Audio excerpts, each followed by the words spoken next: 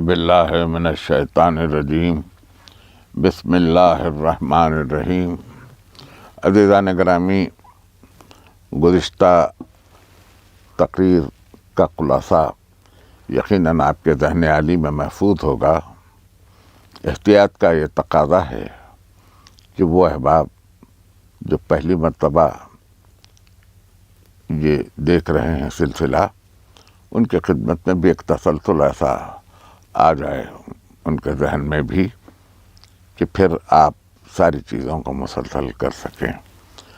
گفتگو ساری یہ ہے کہ عالم اسلام کو کوئی شرمندگی نہیں ہونی چاہیے اور نہیں ہے کہ ہم کسی قدیم مذہب میں ہیں، کسی افکار رفتہ شریعت پر کاربند ہیں، ایسا نہیں ہے، بلکہ ہمارے پاس جو کتاب ہے قرآن مجید، یہ ایک ایسی کتاب ہے کہ جس میں ہر انسان کے لیے اس کا ضابطۂ حیات بھی موجود ہے اور کائنات کا ہر علم بھی موجود ہے۔ یہ بات بھی پیش نظر رہے کہ جیسے جیسے وقت گزرتا جا رہا ہے ویسے ویسے زمانہ ترقی کی راہوں میں ہے۔ آج نئی نسل ذرا سا حیرانی کے عالم میں ہے کہ اس کے سامنے اسلام کی کوئی روشن تاریخ یا کوئی ایسا نمونہ عمل موجود نہیں ہے جس کو لے کر وہ اپنی زندگی گزار سکے۔ بات دراصل ان کی نہیں ہے، کچھ ذمہ داریاں ہماری بھی ہیں اور کچھ ذمہ داریاں ہماری بھی تھیں، جس کو شاید ہم نے نظر انداز کر دیا، یا پتہ نہیں ہم کو کیا احساس تھا کہ ہم نے جب بھی تفسیر کی تو تفسیر بالرائے کی، ہمارے اپنے مطالعے کے اعتبار سے، ہمارے اپنے افکار کے اعتبار سے، ہمارے اپنے شعور کے اعتبار سے ہم نے تفسیر کی۔ ہم نے منشاء الہی کو پیش نظر رکھ کے تفسیر کرنے کی نہیں سوچی، اس لیے کہ ایسی تفسیر کے لیے یہ لازمی ہو جاتا ہے کہ انسان حضرت ختمی مرتبہ صلی اللہ علیہ وآلہ وسلم کی حیات کے تمام گوشوں کو پیش نظر رکھے۔ حیات کے گوشوں میں صرف اتنا ہی ہوا کہ ظاہری حیات جتنی تھی اسی پر سوانح لکھنے والوں نے اپنی سوانحات کو صرف کیا، اپنی پوری طبع کو صرف کیا اور سوانح لکھی، جبکہ یہ ایک ظاہری سوانح تھی جس میں ان کی ولادت، بچپن، لڑکپن، جوانی، پھر جناب خدیجہ کے تجارتی قافلوں کے ساتھ ان کا جانا، اور پھر ان کا عقد حضرت خدیجہ سے، اور اس کے بعد ان کی ازدواجی زندگی، ہجرت، مدینہ تشریف لانا، مدنی زندگی کے 11 سال، غزوات، بس یہی کچھ سوانح میں بھی ملے گا، یہی کچھ تاریخ میں بھی ملے گا۔ میں یہ نہیں کہتا کہ ہم کو تاریخ سے کٹ کر رہنا چاہیے، لیکن یہ ضرور کہتا ہوں کہ تاریخ نے جن واقعات کو محفوظ کیا ہے صرف وہی واقعات نہیں ہیں، اس کے سوا بھی بہت سارے واقعات ہیں۔ آج مغرب کی ترقی کو دیکھ کے ہم حیران ہیں اور ہماری نئی نسل مغرب کی تقلید میں ہے، لیکن ایک بات جو ناقابل فراموش ہے اور جس کو فراموش نہیں کرنا چاہیے، یہ آج سے نہیں، عرصہ دراز ہی سے ہمارا پورا معاشرہ، ہمارے اسکالرس مغرب سے متاثر رہے ہیں۔ یہ تاثر کبھی نصرانیوں سے ہمارے پاس آیا، کبھی یہودیوں سے ہمارے پاس آیا۔ اس تاثر کے نتیجے میں جب کبھی ہم نے اپنی تاریخ لکھی، جب کبھی ہم نے سرکار رسالت کی سوانح عمری لکھی، تو اس خوف سے کہ اگر ہم یہ لکھیں تو نہیں معلوم مستشرقین اس کو کیا کہیں گے، نہیں معلوم اس کو ویسٹرن کنٹریز کے اسکالرس اس کو کس انداز سے لیں گے، ہم نے شاید صرف ظاہر پر اکتفا کرنے کی کوشش کی ہے۔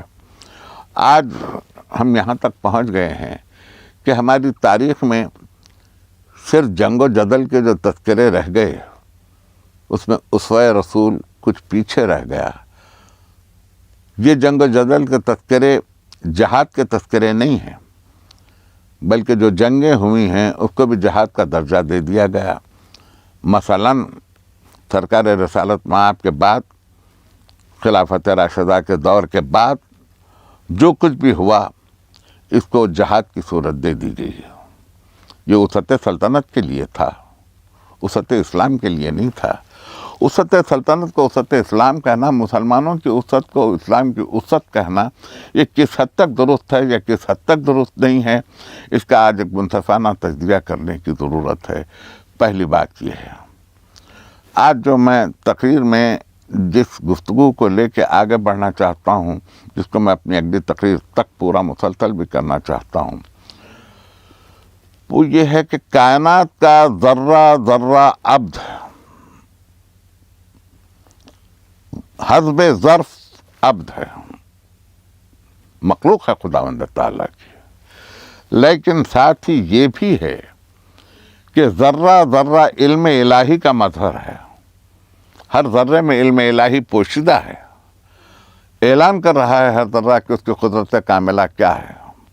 ہر ذرے کا وجود پہلے علم الہی میں تھا، تب کہیں وہ ذرہ وجود میں آیا. اس ذرے کی اپنی ایک حقیقت ہے، اس ذرے کے اپنے ایک اجزاء ہیں.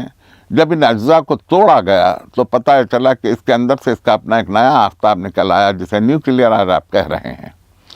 نئی نسل کو حیرانی دراصل یہ ہے کہ آج جب عصری ایجادات اپنا اثر و رسوخ چھوڑ رہے ہیں، جب انسان مریخ پر قدم رکھ رہا ہے، جب مواصلاتی نظام بدل چکے ہیں، آج دنیا ترقی کی راہوں میں ہے، تو اس کو ایسا محسوس ہو رہا ہے کہ اسلام ایک پسماندہ مذہب ہے، جبکہ یہ حقیقت نہیں ہے.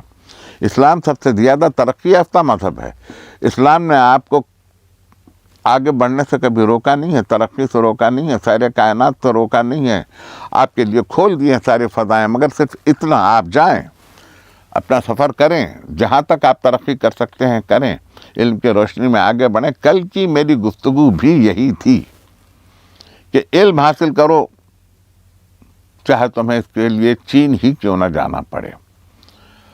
لطف کی بات یہ ہے، ظاہری لفظ آپ کے سامنے ہیں، اگر ہم لفظ کے ساتھ معانی کو نہ دیکھیں، خالق لفظ بھی پروردگار ہے، خالق معانی بھی پروردگار ہے، لیکن باطن کو جب تک کہ آپ نہیں دیکھیں گے معمولی جملہ بھی کھل نہیں پائے گا. ارشاد نبوی حکمت سے پر ہے، تعقل سے پر ہے.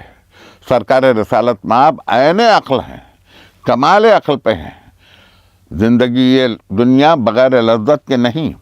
لذت کی کئی قسمیں ہیں، لذت جسمی و بدنی، لذت نفسی، لذت عقلی، لذت جسمی و بدنی، عقل و شرط کی تکمیل، لذت نفسی، طلب جاہ و اقتدار. تیسری لذت ہے لذت عقلی، یعنی علم و ادراک کی تلاش میں نکلنا اور یہ معلوم کرنا کہ ہمارے ماحول میں موجود ہے یا معدوم ہے یا نہیں. معدوم کا مطلب نہیں، موجود ہے یا نہیں، موجود ہے یا معدوم. موجود حادثہ ہے یا غیر حادثہ، یعنی محسوس کیا جا سکتا ہے یا نہیں کیا جا سکتا.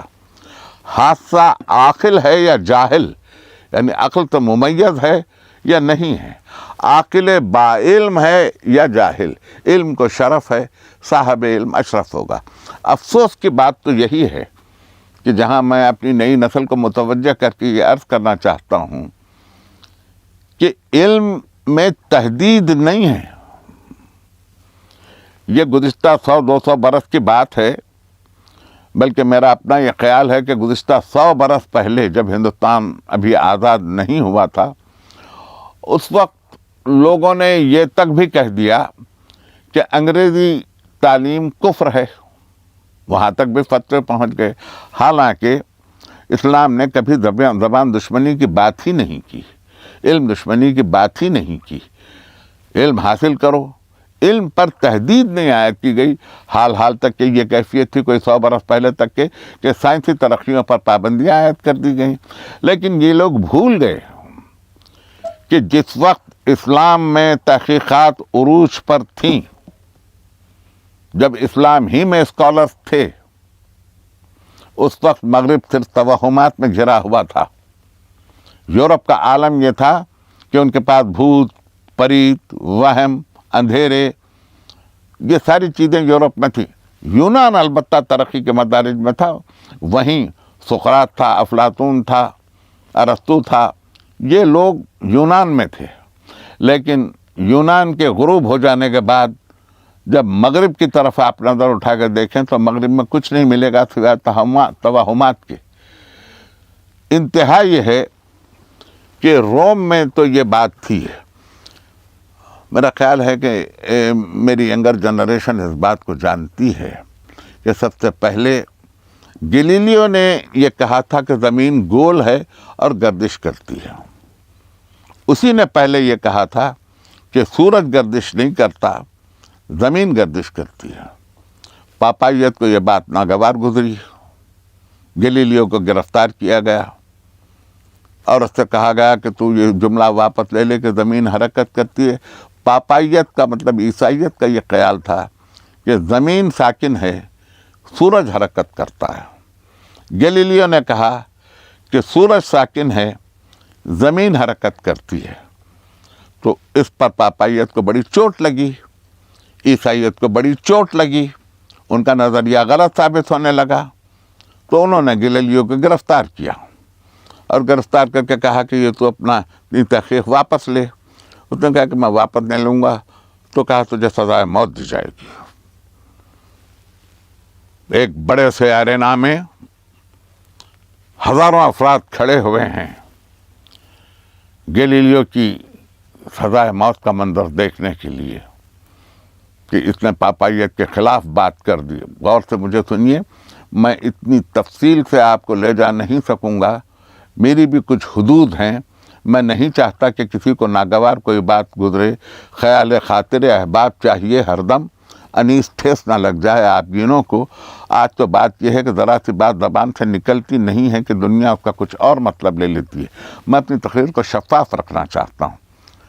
ارینا میں ہزاروں عیسائی کھڑے ہوئے ہیں کہ آج گلیلیو کی موت کا منظر سامنے ہے. اس نے پاپائیت کے خلاف بات کی تھی. پاپائیت کے خلاف بات کرنے کا مطلب یہ ہے کہ اس نے انجیل مقدس کے خلاف بات کی. انجیل مقدس کے خلاف بات کرنے کا مطلب یہ ہے کہ اس نے مذہب کے خلاف بات کر لی. یہ تماشا دیکھنے کے لیے لوگ کھڑے ہوئے تھے. گلیلیو کو تھام کر لایا گیا، زنجیر بکف، پابجولاں، اسیر تھام کر لائے. اور اس کے بعد پھر پاپائیت نے یہ کہلوا بھیجایا کہ اگر اب بھی گلیلیو یہ کہہ دے کہ زمین ساکت ہے اور زمین ساکت ہے اور سورج سفر کر رہا ہے تو اس کو معاف کیا جائے گا. تو گلیلیو نے خاموشی اختیار کی. تو پھر اس سے پوچھا گیا کہ کیا اس کی کوئی آخری خواہش ہے مرنے سے پہلے. گلیلیو نے کہا کہ کاغذ قلم لاؤ، میں لکھ دوں گا اپنی آخری خواہش. جب کاغذ قلم اس کو پیش کیا گیا تو گلیلیو نے یہ لکھا کہ گلیلیو کے معذرت خواہی سے زمین کی گردش نہیں رکتی. بہرنحال گلیلیو کو اس وقت انتباہ کر کے چھوڑ دیا گیا. گلیلیو نے معذرت خواہی کر لی. ہوتا یہی ہے کہ دنیا کے خوف سے انسان کبھی کبھی معذرت خواہی کر لیتا ہے، لیکن اس سے حقیقتیں نہیں بدلتی. گلیلیو نے تو صرف اتنا کہا تھا کہ سورج ساکن ہے اور زمین حرکت کر رہی ہے، لیکن قرآن نے تو آپ کے سامنے یہ کہہ دیا کہ سورج اپنے پورے نظام شمسی کے ساتھ ایک اپنی سمت مقرر میں سفر کر رہا ہے. قرآن نے تو سورج کو بھی متحرک قرار دیا. چنانچہ آج اسٹیفن ہاکنگ نے جب اپنے نظریات پیش کیے تو اس نے خود بھی یہ کہا کہ سورج ساکن نہیں ہے، سورج بھی حرکت کر رہا ہے، اپنی پوری گیلیکسی کو ساتھ لے کے چل رہا ہے. آپ ذرا ملاحظہ فرمائیں کہ کب قرآن نازل ہوا، کب یہ باتیں آپ کی نگاہ میں آئیں، کس طرح سے آپ نے اس کو پڑھا، کیسے آپ کی زندگی میں اس کو شامل ہو جانا چاہیے تھا. لیکن افسوس یہ ہے کہ جب مغرب کہتا ہے ہم تب یقین کرتے ہیں، جب قرآن کہتا ہے ہم صرف تلاوت کر کے رہ جاتے ہیں، اس کی حقیقت تک پہنچ نہیں پاتے. اس کی صرف اور صرف ایک ہی وجہ یہ ہے. یہاں میں اپنی دوسری تقریر کے لیے یہ چاہتا ہوں کہ آپ کی نگاہ میں ایک مقدمہ قائم ہو جائے. قرآن عین علم ہے، یہ بات میں اپنی گزشتہ تقریروں سے مسلسل کہتا ہوا آ رہا ہوں. میری ساری توجہ اسی بات پر ہے کہ علم قرآن واضح ہو جائے. قرآن میری غالباً پہلی تقریر ہی یا دوسری تقریر ہے جس میں نے یہ عرض کیا تھا، قرآن لوح محفوظ سے چلا، جبرائیل امین لے کے آئے اور قلب سرکار رسالت پر قرآن نازل ہوا. قلب رسالت سے چلا، زبان رسالت پر آیا، دہن رسالت میں زبان لسان نبوت پر آیا، وہاں سے سماعت انسان پر آیا، وہاں سے یہ انسان تک پہنچا. وسعت علم کا پہلا ذریعہ قلم بھی تھا، سماعت بھی تھی. یہی تھا. جب علم آیا، قلب نبی پر آیا، تو قرآن مظروف ہے. آیا قلب نبی پر تو قلب نبی ظرف ہے. میں اس کو تھوڑا واضح کر دوں، یہ الفاظ ذرا چونکہ علم الکلام کے ہیں اور تھوڑا سا ثقیل ہوتے ہیں، کہ اگر آپ پانی کسی برتن میں ڈالیں تو برتن ظرف ہے، پانی مظروف ہے. جس برتن میں ڈالا جائے گا وہ پانی کو سمو لے گا اپنے آپ میں. اسی طرح سے قرآن جب قلب سرکار رسالت پر آیا تو قلب رسالت ظرف ہے، قرآن مظروف ہے. جب قرآن پورے کا پورا قلب نبوت پر آیا اور وہاں سے حسب ارشاد یا حسب مشیت قرآن سرکار رسالت کی زبان سے ادا ہوتا چلا، تو اس میں سب کچھ موجود ہے. تو سرکار رسالت کا قلب عین علم ہوا، جیسے علم الہی سے وہ علم منتقل ہوا سرکار رسالت پر. اسی لیے سرکار رسالت نے کہا کہ انا مدینۃ العلم وعلی بابھا، کہ میں شہر ہوں علم کا اور علی اس کا دروازہ ہے. تو علم سے علم کے حصول کی ایک راہ کھل گئی. ہونا یہی چاہیے کہ اب اس منزل پر کسی نے سرکار رسالت سے آ کر یہ پوچھا. دیکھیے کل کی گزشتہ تقریر میں بھی میں نے بار بار آپ کو کنز العمال ہی سے احادیث سنائی تھی. میں کسی مخصوص آئیڈیالوجی کی نمائندگی نہیں کر رہا ہوں، میں صرف ایک ایسی تقریر چاہتا ہوں کہ جہاں عالم اسلام سنے، عالم اسلام سمجھے، نئی نسل تک یہ بات آشکار ہو جائے اور ہم کسی نتیجے پر پہنچ جائیں. کسی نے صحابی رسول سے پوچھا کہ سرکار کے اخلاق کیسے تھے سرکار کے گزر جانے کے بعد، اسوہ سرکار، اخلاق سرکار کیسے تھے؟ تو انہوں نے جواب دیا، جیسا قرآن تھا ویسے سرکار کے اخلاق تھے. یہ جواب ہے تو مختصر، اس میں بلاغت بھی بڑی ہے، گہرائی بھی بہت ہے، عمیق بھی ہے، اور اس میں سب کچھ سمیٹ دیا گیا. لیکن مسئلہ یہ ہے کہ اگر قرآن پوری طرح سے سمجھ میں آ جاتا تو وہ سرکار سے اخلاق کیوں پوچھتا؟ یہی سوال پھر چند سال بعد باب مدینۃ العلم سے بھی کیا گیا، خطیب منبر سلونی سے بھی کیا گیا یہ سوال کہ سرکار کے کتنے فضائل ہیں اور کیسے اخلاق ہیں، اور ان کو کن کن چیزوں سے پروردگار نے نوازا ہے. آپ نے فرمایا تو بتلا اللہ نے نعمتیں کتنی دی ہیں. اس نے کہا یہ میں کیسے گن سکتا ہوں؟ اللہ کی دی ہوئی نعمتوں کو میں کس طرح سے گن سکتا ہوں؟ یہ پوری کائنات نعمت ہے، ہر وجود نعمت ہے. یہ ہوا نعمت ہے ورنہ میں سانس نہ لے سکوں. یہ پانی نعمت ہے، ہر چیز نعمت ہے. تو آپ نے فرمایا یہ متاع قلیل ہے، یہ بہت کم ہے. دنیا ایک متاع قلیل ہے، یہ حضور سے کہہ دیا گیا کہ یہ متاع قلیل ہے. سرکار کو تو جو نعمتیں عطا ہوئی تھیں وہ اس سے بہت زیادہ تھیں. اور تو قرآن کو جانتا کیا ہے؟ قرآن کو سمجھتا کتنا ہے؟ اس نے کہا کہ قرآن ہے تو صحیح، لیکن جب کھل جائے تو کائنات ہو جاتی. کہا بالکل صحیح کہا. قرآن پھیل جائے تو کائنات ہے، سمٹ جائے تو ایک نقطہ ہے. بات فہم کی ہے. اس لیے کہ ذات رسالت ہم مزاج قرآن ہیں، ہم نفس قرآن ہیں، اور قرآن کا حال یہ ہے کہ یہ وہ نور ہے جس کو دنیا کبھی بجھا نہ سکی۔ آج کیا نہیں کوششیں ہو رہی ہیں، کون سی کوشش نہیں ہو رہی ہے اسلام کو فنا کرنے کی۔ ساری دنیا مصروف ہے اس بات میں کہ اسلام کو برباد کر دیا جائے، لیکن ان کوششوں کے باوجود یہودی ببلوگرافرس ہیں عربی کے ببلوگرافرس مسلمان نہیں ہیں، عربی کے ببلوگرافرس یہودی ہیں، ان کی بھی زبان عربی ہے،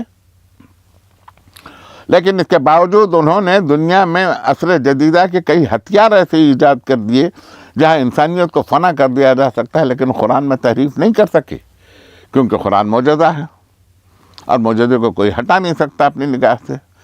آج اگر صرف قرآن ہی کو یہ سمجھ کے دیکھ لیا جائے اور اس کی پوری کیفیت کو مجسم سرکار رسالت کے کردار میں دیکھ لیا جائے تو میرا خیال ہے کہ انسانیت کے لیے پھر کوئی ایسا مسئلہ نہیں رہے گا کہ جس پر وہ عمل نہ کر سکے۔ لیکن مشکل یہ آ پڑی ہے کہ علم کا ورثہ علم ہی ہو۔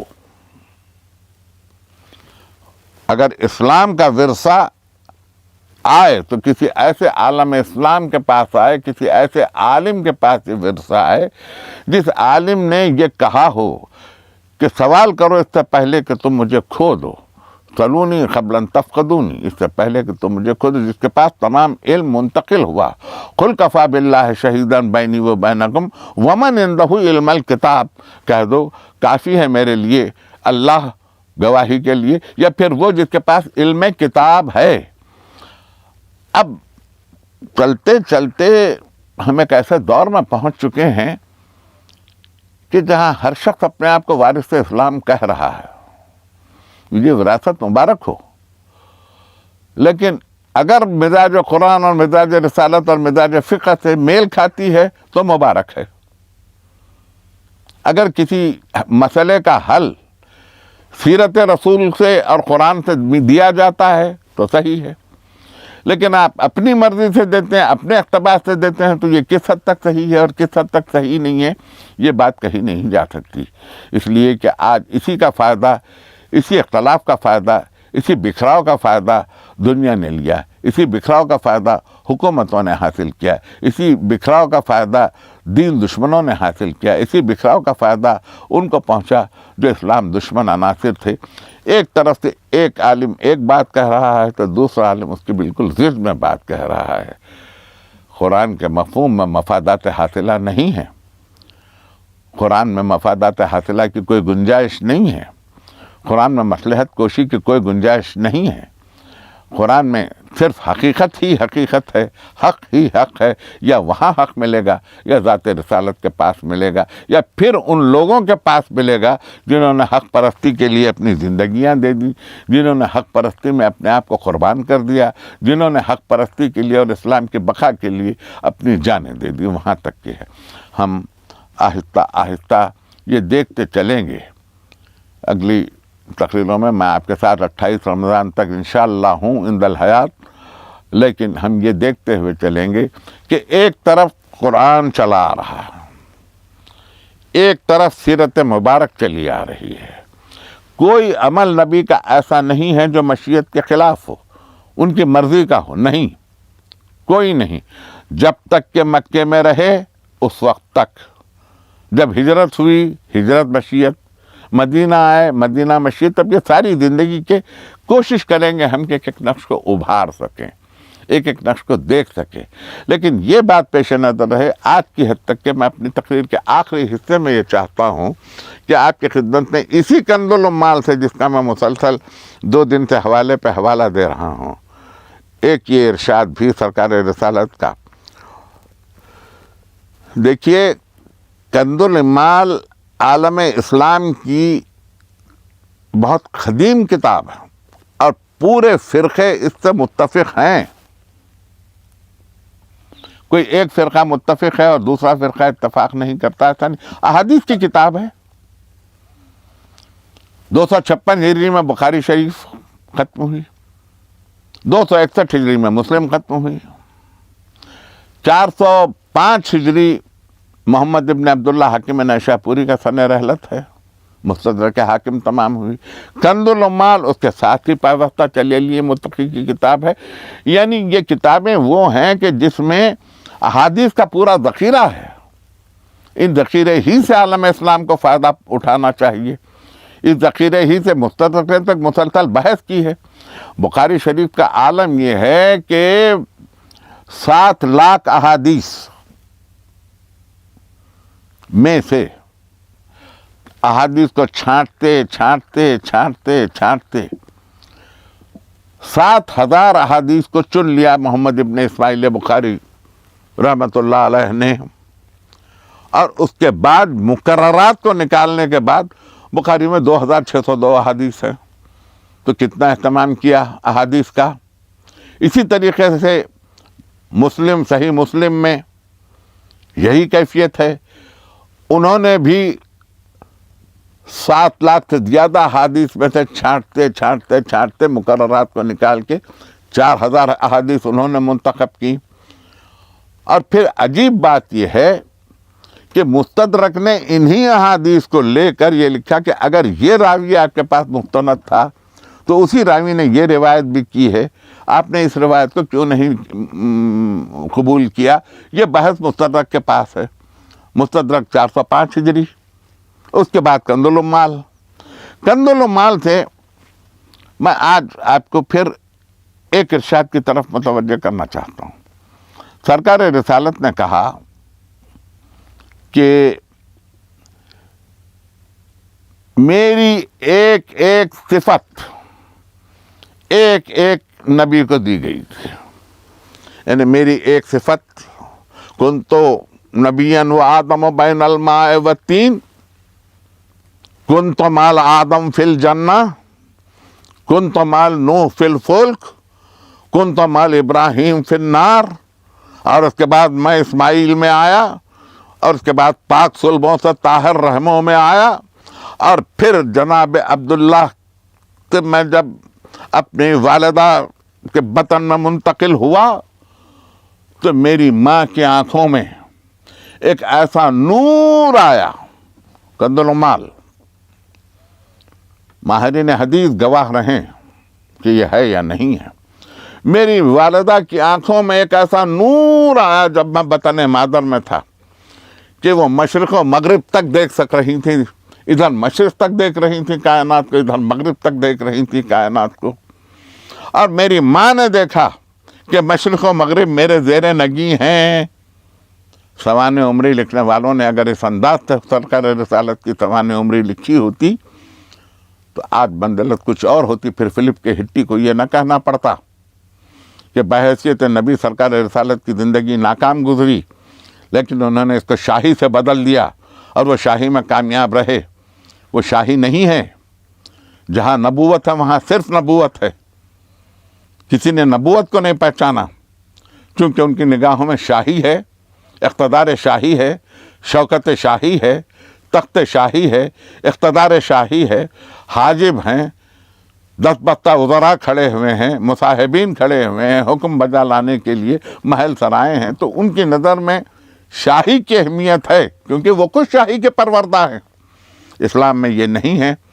آپ دیکھتے رہیے مجھے، کل کی تقریر میں اس سے آگے آپ کو لے چلوں گا، اس وقت تک کہ مجھے اجازت دیجیے۔